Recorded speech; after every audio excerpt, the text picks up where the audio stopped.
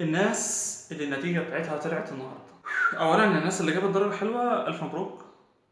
ربنا يفرحك دايما وكده، الكلام اللي هو الحلو الكتير ده. بس الفيديو ده معمول اللي هم الايه، اللي هم زي ما بيقولوا هم ان خلاص هو مستقبله ضاع، دمر الموضوع كله محصل بعض. والله مش هقول لك زي الناس ما بتقول كلنا على قهوة واحدة والكلام ده، الموضوع بيفرق شوية بس مش مشكلة. انت ليه ربطت خلاص انت حياتك انك هتخش كلية من الكليات الكبيرة دي وما جبتهاش، خلصت كده؟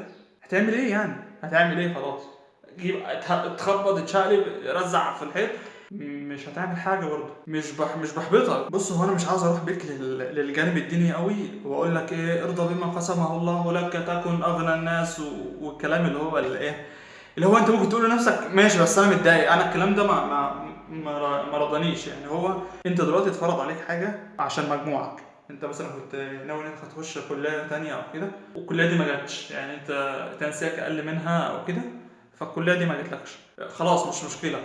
حول بقى يعني، حول طريقه تفكيرك دي. عاوز اقول لك كلام اطمن قلبك بيه كده وما اديكش برضه طاقه سلبيه. اللي هو انا اقول لك ايه يا عمي هو الناس خدت من التعليم ايه، ما فلان اهو، فلان اهو هناك اهو واخد هندسه وقاعد في البيت اهو ما بيشتغلش، افادته ايه هندسه؟ مش مبرر يعني الكلام ده، انا عارف ان هو مش هيريحك يعني. بص، اذا كنت زعلان على المجموع بتاعك ده ان هو ما وصلكش للكليه اللي انت كنت عاوزها، او حتى هو انت مش فارق معاك تخش كليه ايه بس هو قليل فهيخليك تخش كليه مش كويسه، خليني بس اقول لك شويه حاجات كده لعل الموضوع يتصحح بالنسبه لك فترضيك شويه عن ايه اللي بيحصل. بص هو اولا الرزق مش بايد حد خالص، خلاص مش عشان انت هتخش كليه كويسه فانت كده مضمون لك ان خلاص انت سيب ايدك يا ريس وانت الفلوس تتحدف عليك كده ما تعرفش جايه منين. لا خالص خالص. تاني حاجة ان الموضوع ده مش اخر المطاف. يعني انت مش عشان ما دخلتش كلية مثلا طب ولا هندسة ولا بتاع فانت خلاص كده فشلت في حياتك وروح ارمي نفسك بقى في البحر. الموضوع ما هو الا بداية جديدة بتعيد فيها ترتيب بس الايه الحاجات اللي انت كنت تشتغل عليها. الموضوع مش زي ما انت فاكر يعني. بص تالت حاجة ان الموضوع ده مش غايتك. مش عاوز اروح بيك لنقطة وما خلقت الجن والانس الا يعبدون والنقطة دي في الكلام يعني، بس برضو انت ما تخليش ده اكتر حاجة ممكن تزعلك. يعني انا كنت بسمع مرة دكتور حازم شومان فكان بيقول ان الانسان عنده مستقبلين، مستقبل يقيني ومستقبل مظنون. المستقبل اليقيني ده اللي هو جنة يا نار، انت كده كده ميت فده مستقبل يقيني، احنا كده توقعنا ان انت هيجي في وقت من الاوقات وهتموت. وفي مستقبل مظنون اللي هو انت الدنيا اللي انت عايش فيها دي فيها مستقبل، ده فيه ظن بقى انك توصل له او تحقق فيه حاجة او ما تحققش. فما تخليش المستقبل المظنون يضيع لك المستقبل اليقيني. في واحدة هنا في بلدنا جابت طب ووصلت للسنة اللي هي الامتياز وفي اخر المشوار الطويل ده كله ماتت في اخر سنة وهي ساجدة. ما يزعلش، ما يزعلش ليه؟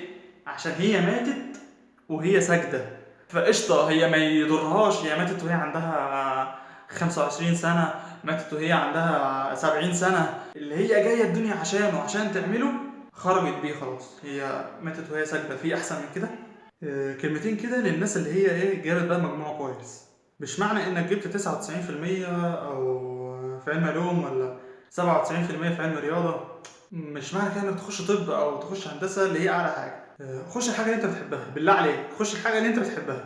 ما تغلطش غلطة ناس كتير ان هو داخل حاجة اللي هو الكبيرة دخلها بقى وطلع انهم عادي يعني عادية. والله العظيم كلية هندسة اللي فاتوا كلية هندسة انت لو انت لو ممكن تكون شغال شغلانه ثانيه وتقبض اكتر من مهندس بكتير جدا. يعني التجاره فيها فلوس عنها.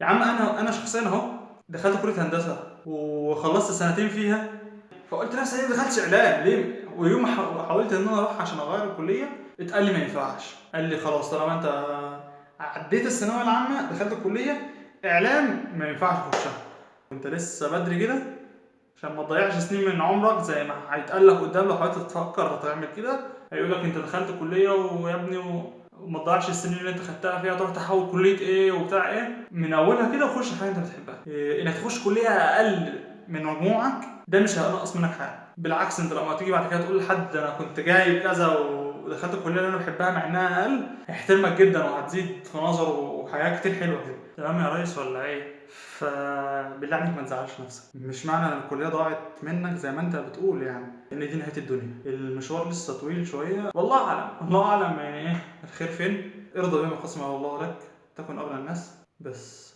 سلام عليكم. فلا الموضوع مش كده خالص. انا هبطان تقريبا عشان جعان. وانا اكلت ولا ما اكلتش؟